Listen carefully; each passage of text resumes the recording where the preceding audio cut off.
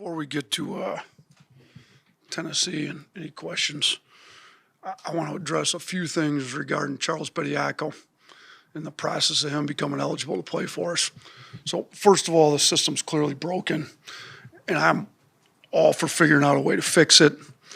But since the NCAA has already allowed professionals to play virtually every team we've played this year or will play as a former professional player on their roster, you tell me how I'm supposed to tell Charles and the team that we're not going to support them when he's been deemed legally eligible to play. So Charles is still within his 5-year window. He's 23 years old. He's pursuing his degree here at Alabama. We've got a roster spot open, so this is not taking any opportunities away from a high school recruit or anybody else. Charles shouldn't be punished for choosing to go the academic route out of high school rather than the professional route like the international players did. So again, my personal opinion on all this is we need a uniform and transparent system that doesn't punish the Americans, that takes the hypocrisy out of it, that gives equal treatment to Americans and international players both, while also allowing high school players the opportunities they need coming out of school. So someone should be able to come up with a system that checks all those boxes. But for now, we're going to continue to support Charles, our team, and we're working closely with our administration, our compliance department on all this. So that's what I've got on that. Now for the Tennessee game, listen, I know Charles will draw a lot of attention for this game, but yeah, we are planning to play him. He's eligible to play. We're going to follow the court orders. Tennessee's good. I mean, I think Rick Barnes has done an unbelievable job. Got the utmost respect for him. His teams are always tough. We've struggled against them. We struggled against their physicality. We lost one up there last year that I still take personally. I feel like I made too many errors at the end of that game. I've told the team I got to do better for them this year. But we've got to play better. I mean, we're coming off a tough road win at Oklahoma. I feel like if we're not significantly better, then we're going to struggle against Tennessee. I mean, they've got a big, strong, physical, tough front court. They've got Nate Amin, who's going to be a lottery pick. They've got one of the best point guards in the country, and Gillespie, that he's playing really well. And they're one of the best defensive teams like they are every year under Coach Barnes. So we've got our hands full.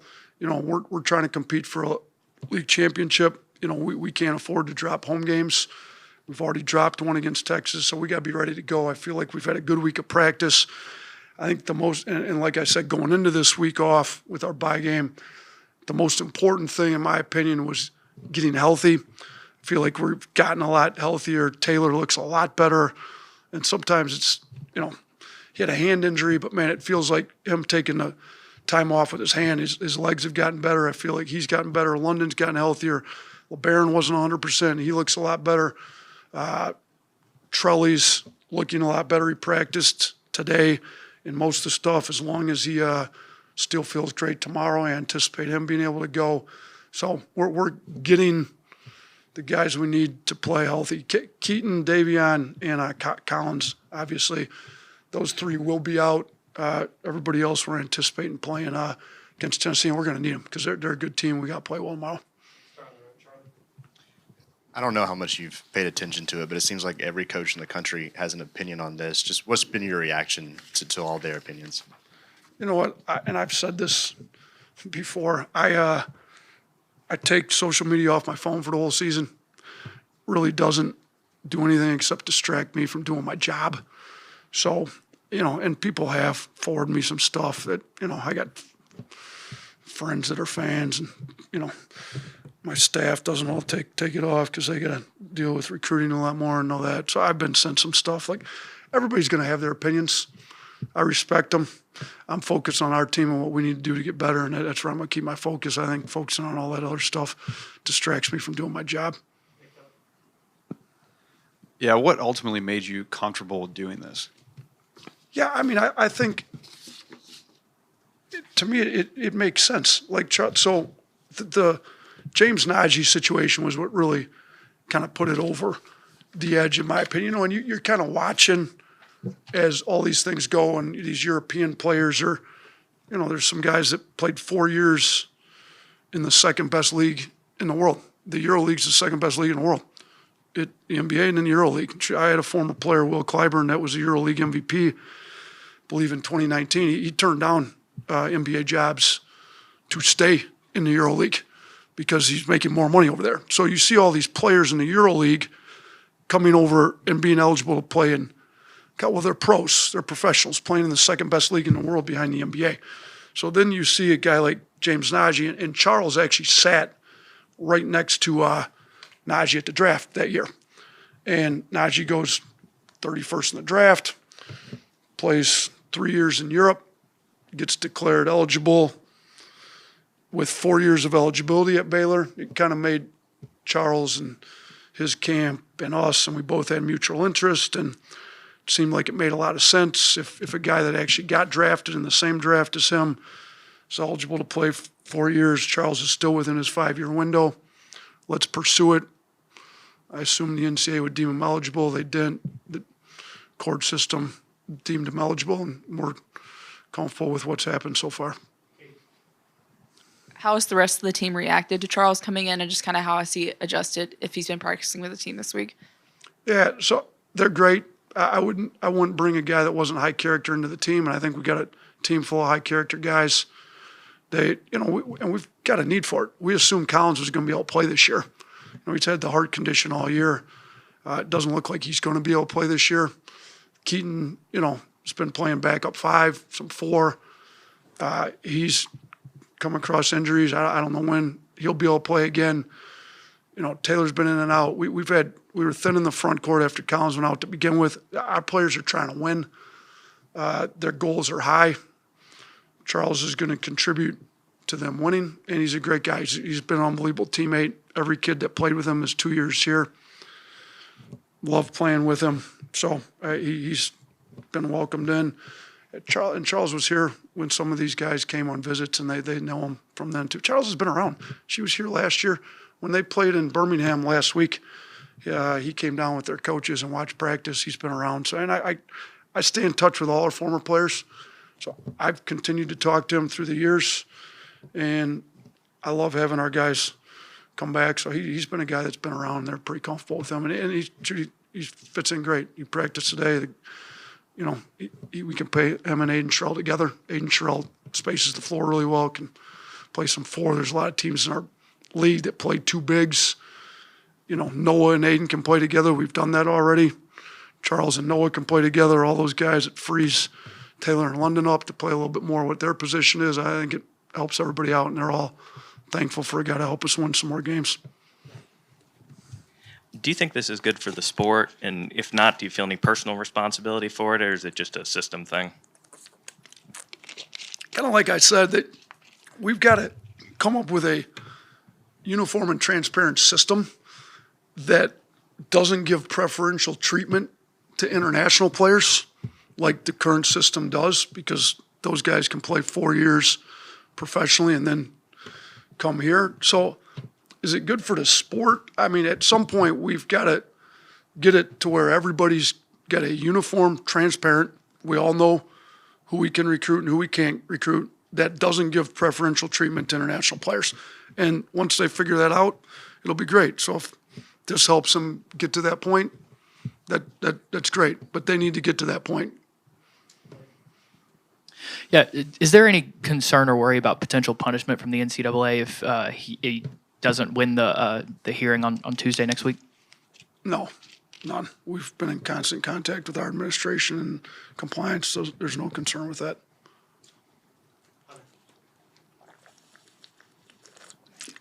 Yeah, just kind of what were the initial conversations between you and Charles regarding this whole thing? Yeah, I mean, we'd been seeing similar cases around the country this season. Former pros that are now in college. I mean, UConn's got multiple ones. BYU. I mean, go down the list. Virtually everybody we've had. Louisville recruited the kid out of the G League that made a lot more money than Charles did. So when all those were happening, and then the Najee one, it was like, again, Charles had been down here. We've talked fairly frequently, and I knew that he literally, I think, sat 2 rows away from Charles at that draft when Najee got drafted. Then we started talking, well, how does Najee get drafted, play 3 years in the second best basketball league in the world, the Euro League, and come back to play? Well, Charles made a mistake. When he stayed in, he wished. And again, the NIL money when Charles left was not near what it is now. So, he knew it was a better situation. There's a lot of players trying to leave the G League right now and come to college. So college is a much better system for kids the age of Charles and those kids that are leaving that. So we talked. His people found some attorneys that agreed with them that he should be eligible, and they went through the process with the NCAA and the legal process, and we're here where we're at. Do you view Charles's case as a landmark case that's potentially like a big game changer across college sports, or do you just see it more like 1 degree of separation from the Oklahoma case or the Baylor case?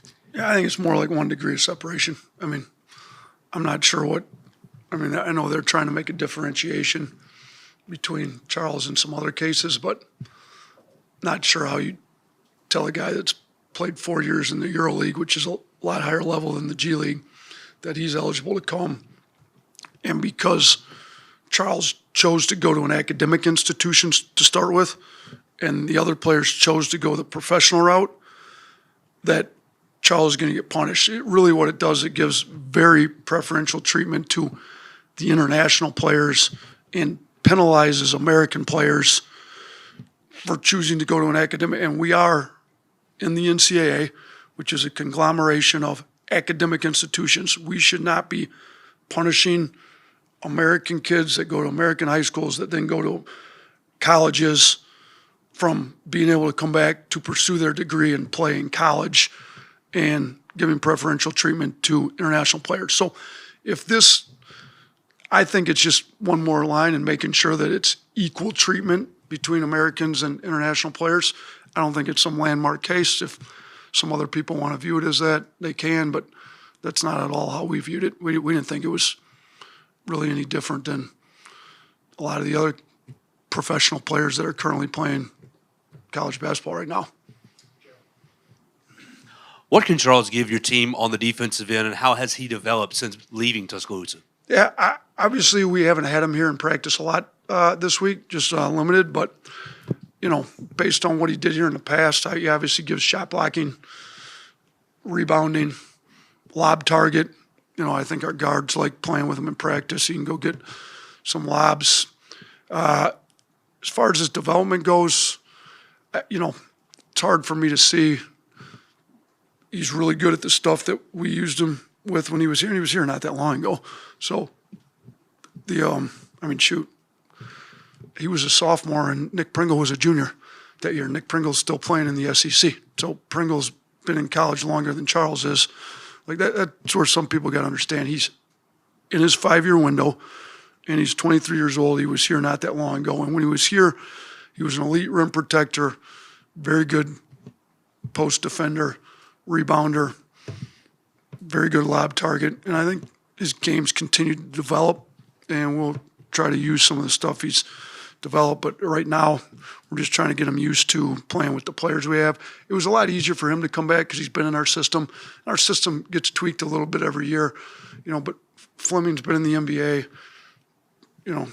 so we ran an NBA system when Charles was here. Charles has played some G League teams that play an NBA system. He's back playing an NBA system now. So it's not as big of an adjustment as maybe some of these other guys.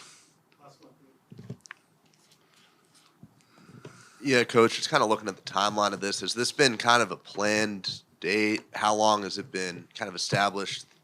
And was Charles playing in Birmingham this past week? Did that affect him coming here this week, or was there anything on the timeline? Yeah, I think the timeline, I think our eyes got opened with the James Najee ruling. I think that was kind of the one that I think people had become accustomed to the international players coming, even though I had always thought in my head, why are these international pros eligible to play in college, but a G League pro's not? I'd kind of question that. But I think once a guy that had got drafted in the same draft Charles was in, that played 3 years in the second best league in the world in the EuroLeague, was able to now come back to college. It kind of opened things up. So it started then. We had some mutual conversations. Charles and his camp were able to get some attorneys that agreed with Charles believing he should be able to come back to college based on what the NCAA had allowed up to that point. And then Charles wanted to get his degree. He re-enrolled in school. He's been in class since we started class first day of second semester, and he's been working towards finishing up his classes. And yeah, he was in town last weekend, but this has been, going along since before that. So I think he played Thursday, Saturday. I don't think he even played in the game Thursday, and then he played some limited minutes Saturday. So, we talked to the G League people, the people with the Pistons, and worked through all what he needed to do to get out of the G League and back into college once he got the temporary restraining order, was eligible to play. So, yeah, it's been going on since right around the James Nagy ruling, shortly after that. So they've been working on it. Anybody got Tennessee questions?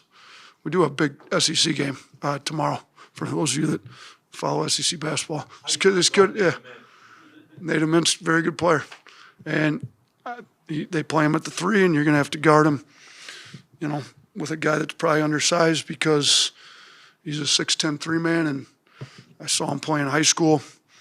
Interestingly enough, his dad's from Detroit. We had a lot of mutual connections up there.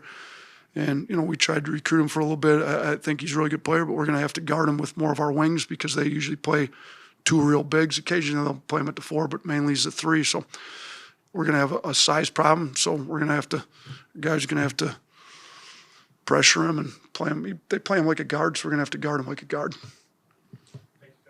All right. Appreciate you guys.